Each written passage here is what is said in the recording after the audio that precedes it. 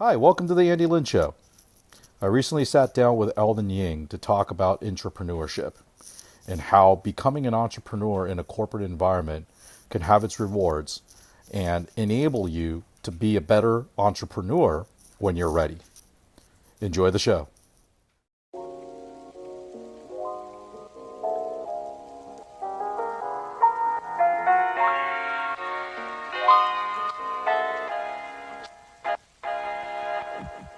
So what's up, guys? My name is Elvin and welcome to the Elvin Show.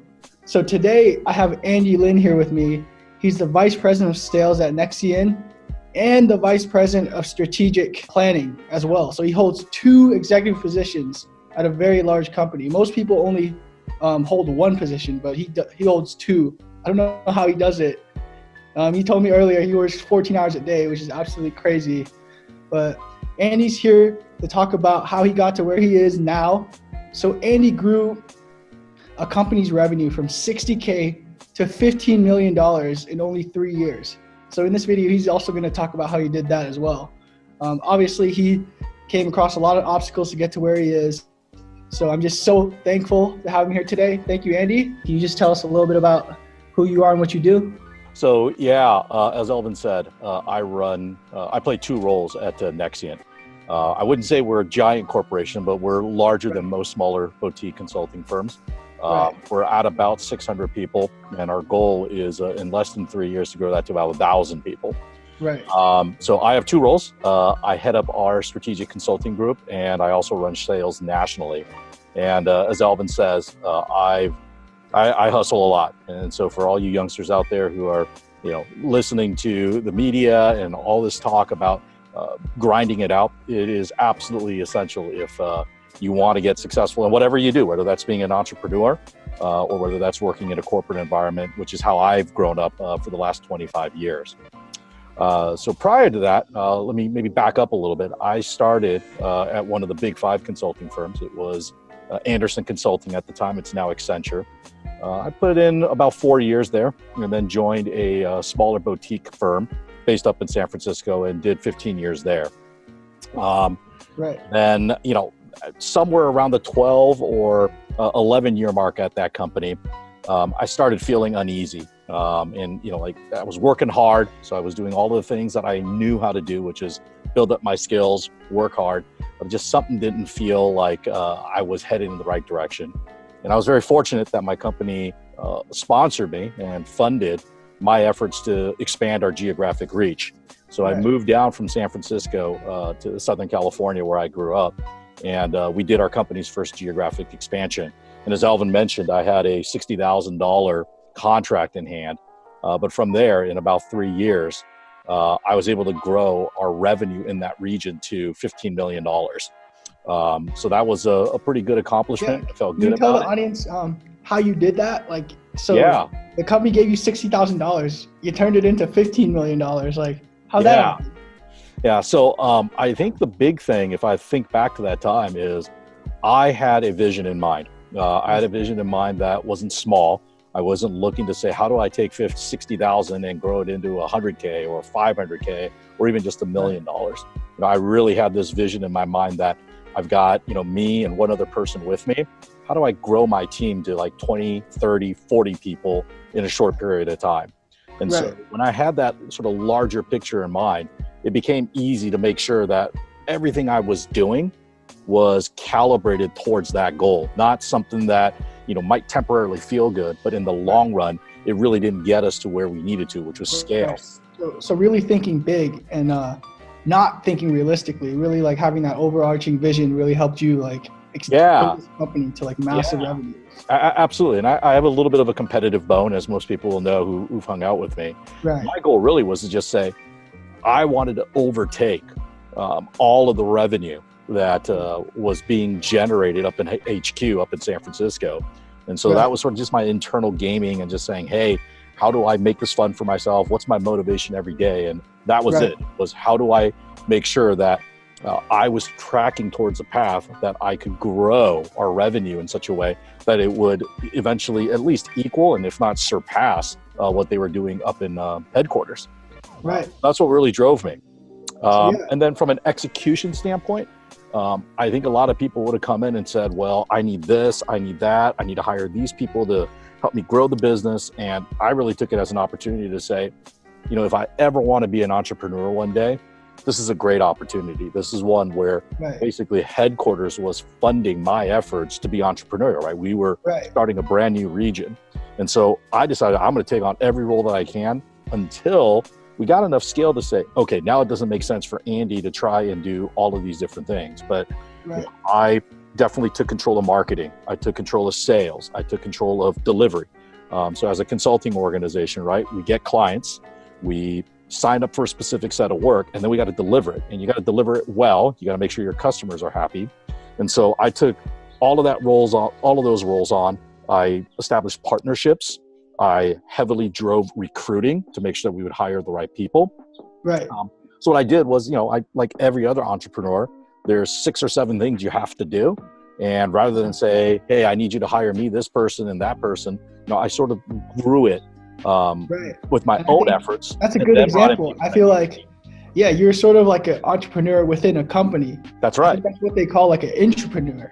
That's correct. It I think really was. Social media nowadays, like people kind of portray the entrepreneur as a solo person who just kind of starts a company and becomes a millionaire. But, that's not always the case. And I think you're an excellent example of this. And, one of the main reasons we brought you on today was because, social media has created this image that like entrepreneurs are people driving fancy cars, people wearing watches, traveling the world, like this very luxurious image.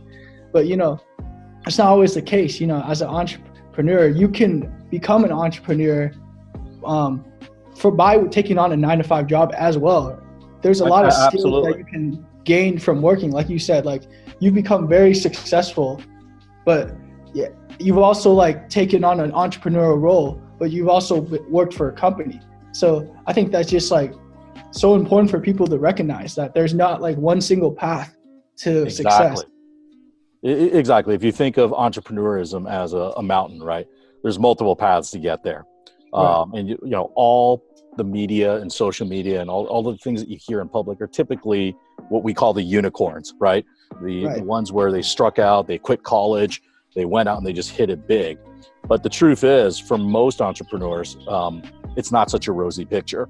And then there's, on the other side, which is the path I decided to take, which is how do I build the skills and gain the experiences that I need so that if and when I decide to become an entrepreneur, I've actually got some of that experience under my belt and I've got experience at scale, right? Right.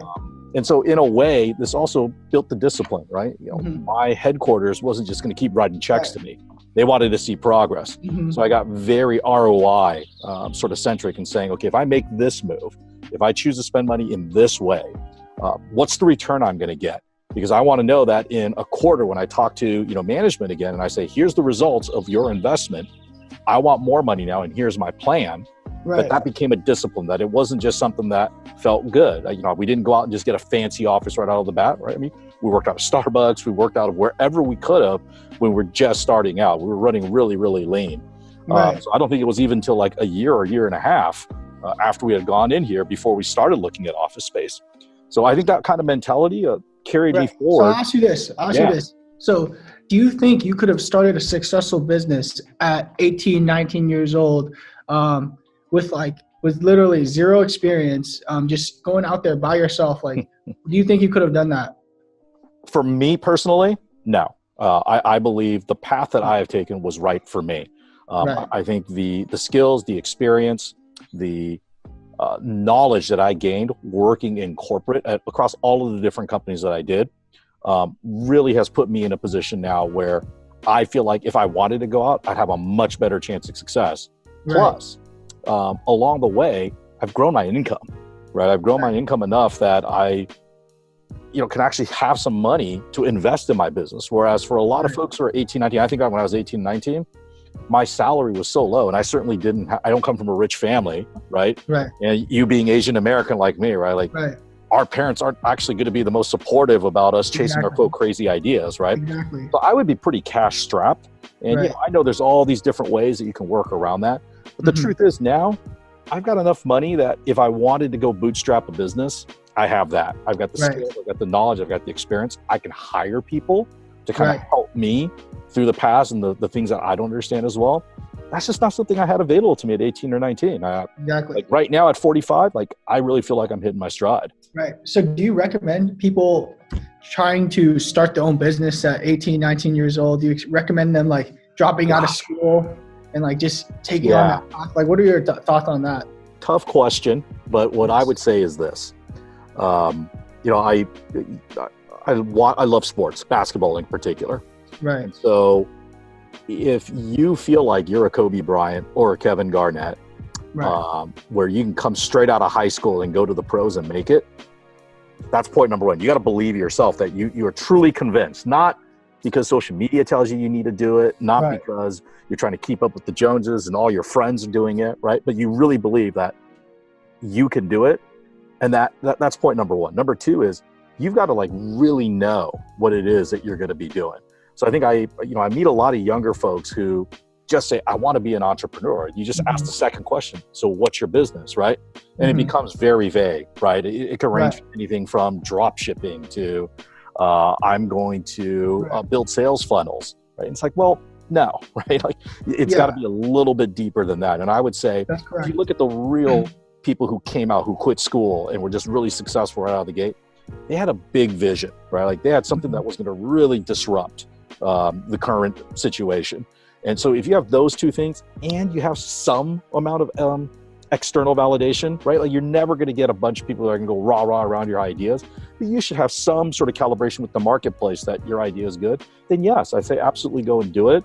There's tons of ways now that are available that wasn't available to me when I was younger to raise funds, right? You have GoFundMe pages, you have all sorts of ways to raise funds to go and start your business. Right. But if you don't have all three of those clearly, you know, I'm not saying college is the only path to go. Looking back, I graduated with a biochemistry degree, right? Good Asian son, trying to be a doctor. Right. Junior year, I just realized this wasn't for me, right? So thinking back, if I were to go back to college, I would probably focus on marketing, because what I've realized in my years of experience, marketing is probably the most important skill and experience you need, or psychology, understanding how to communicate and relate to your customers, not based on, oh, I have this product and look at all these 50 things that are great, but like create a connection. And that's all psychology. I would say those are the two fields that I would get into. And so for me personally, the path that I took was exactly the right path for me. Right. It might not be the same for everybody, but it was for me. Right. Yeah. As a student entrepreneur, like I have many different businesses, but I'm also in college. And the reason why I haven't dropped out is because I feel like my opinion is you should, if you want to start a business in college or as a young person, I feel like that's something that you should definitely do, because there's a lot to, you can gain from that. There's a lot of different skills that you can learn. And, you know, it's better to fail young and like learn from those experiences than it is to like not try at all. I think you're so right. You know, Elvin, I'm really impressed with you as a young man, because I think growing up and the whole education system often puts us in a position where you have binary thinking. It's option A or option B. Right. And what I'm learning now, and what I've learned is it doesn't have to be or, it can be and, right? Right. Yeah. You can go to school and start your own business. Exactly. It's not something that, it's not like one or the other. Exactly. And with me, right? Like I have a corporate job, as you said, I work 14 to 16 hours. I'm flying. I mean, I do all the stuff, but there's something burning inside me, right? And that burning inside is like, I want to do something different. So rather than say, hey, I'm going to quit my job that actually pays me really well, that allows me to live where I want, which is in Southern California, where, you know, I don't know if you could see the weather. I think where you are right now, it's I'm in Minnesota. It's horrible right now. I am from San Francisco, but it's where I go to college. So I mean, I don't want to give that income up. Right. But I still do want passive income. I still want a side income, an additional flow of income. Yeah. Well, here's the thing. I think you could do both. I don't think it has to be either or. I feel like you are very like peculiar, because you work 14-hour workdays. Like I think like normal person probably works from 9 to 5, but say they work from 9 to 5, like that's 8 hours a day. They now have this time from 5:30 to 11, and how they choose to spend that time is very crucial. Like, are they going to spend that time watching TV, watching Netflix, or are they going to spend that time doing something that can eventually help them quit their 9 to 5 job? like doing something they really love in that chunk of period of time. So that's something I challenge you, people that are watching this video, listening to this podcast, to kind of like evaluate, like, what are you doing with that extra time? Like, what are you doing on the weekends? I think, again, being Asian American, right? Like, my parents just hide cash underneath their mattresses. Like, it wasn't even earning them interest, much less, keeping up with inflation.